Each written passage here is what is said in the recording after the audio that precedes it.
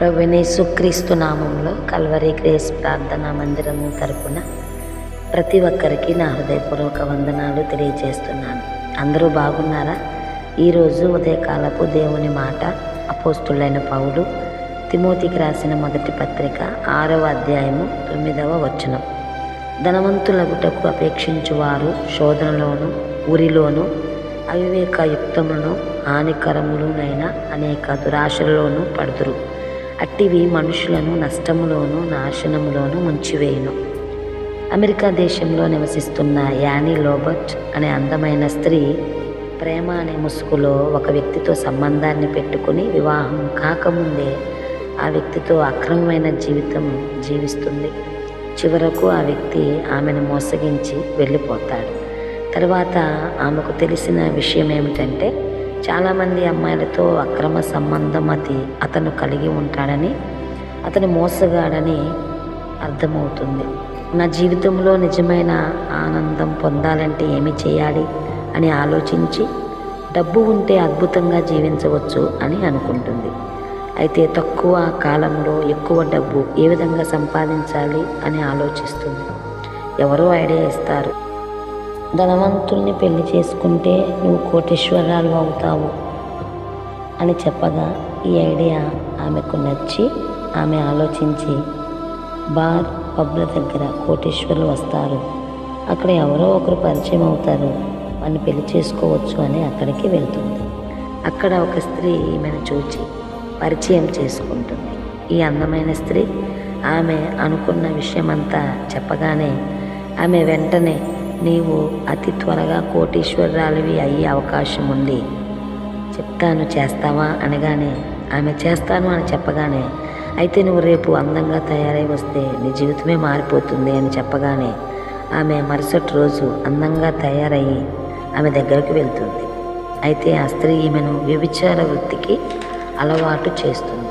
మొట్టమొదటిగా చైనా దేశానికి సంబంధించిన ఒక వ్యక్తి దగ్గర $4 అంటే $400 తీసుకుంటుంది. తర్వాత ఇంకా పరిచయాలు పెంచుకుని $7,000 తీసుకుంటూ శరీరాన్ని అమ్ముకొని బ్రతుకుతూ జీవిస్తూ ఉండగా ఆమెకు ఒక వ్యక్తితో పరిచయం అవుతుంది.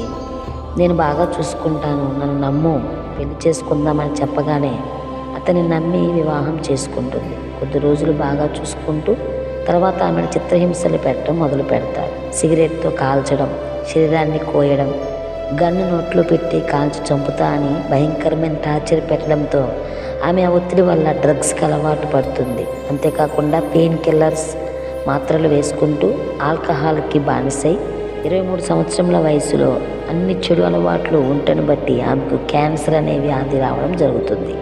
రోజు రోజుకి వ్యాధి ఎక్కువ అవుతుంది. జుట్టు ఊడిపోయి శరీరం క్షీణించి అందమంతా పోతుంది. నా జీవితం ఎందుకు ఇలా అయిపోతుంది అని ఆలోచించి, నా జీవితాన్ని నేనే నాశనం చేసుకున్నాను, నా యవ్వన కాలంలో నేను తీసుకున్న తప్పుడు నిర్ణయం నా జీవితాన్ని నాశనం చేసింది అని ఆలోచించి చివరకు చనిపోయే స్థితిలో ఆమె చిన్నప్పుడు సండే స్కూల్లో నేర్చుకున్న విషయాలు గుర్తుకు వస్తాయి. యేసుక్రీస్తు ప్రేమగల దేవుడని, స్వస్థపరిచే దేవుడని, మొరపెడితే సమీపముగా ఉంటాడని, ఆలకిస్తాడని గుర్తుకు వచ్చి, నన్ను బ్రతికించి నాకు ఒక అవకాశం ఇవ్వయ్యా అని ప్రార్థిస్తూ కోమాలోకి వెళ్తుంది. ఆమె ప్రార్థన విన్న దేవుడు ఆమెను స్వస్థపరిచినప్పుడు ఆమె కోమాల నుండి బయటకు వచ్చిన తర్వాత అక్కడున్న వాళ్ళు, నిన్ను దేవుడే బాగు చేశాడు, బ్రతికించాడు అని చెప్పగానే ఆమె ఆ బెడ్ మీదే కన్నీరు కార్చి, నన్ను క్షమించయ్యా, నేను భయంకరమైన పాపిని, నేను నా పాపాలన్నీ ఒప్పుకుంటున్నానయ్యా, నా పాపాలు కడుగయ్యా, నేను నీకోసమే జీవిస్తాను అని ప్రార్థించి భక్తిగల సంఘంలో చేర్చబడి రక్షించబడి పరిశుద్ధమైన జీవితాన్ని జీవిస్తూ ఉండగా ఒక రాత్రి దేవుడు ఆమెను దర్శించి, నేను నిన్ను ఒక పాత్రగా వాడుకుంటాను, నీవు లేచి నీ స్నేహితుల దగ్గరకు వెళ్ళి అనేక మందిని నీవు సువార్త వారికి ప్రకటించాలి అని చెప్పగానే ఆమె వెళ్ళి ఒక ఆర్గనైజేషన్ ప్రారంభించింది. అదే హూకర్స్ ఫర్ క్రైస్ట్. హూకర్స్ అనగా వేశ్యలు, అనగా ఆమె వేశ్యలకు సువార్త ప్రకటించింది. అమెరికా దేశంలో ఉన్నవారే కాక ప్రపంచంలో అనేక మంది వేశ్యలను ప్రభు దగ్గరకు నడిపించింది ఆమె యానీ లోబర్ట్.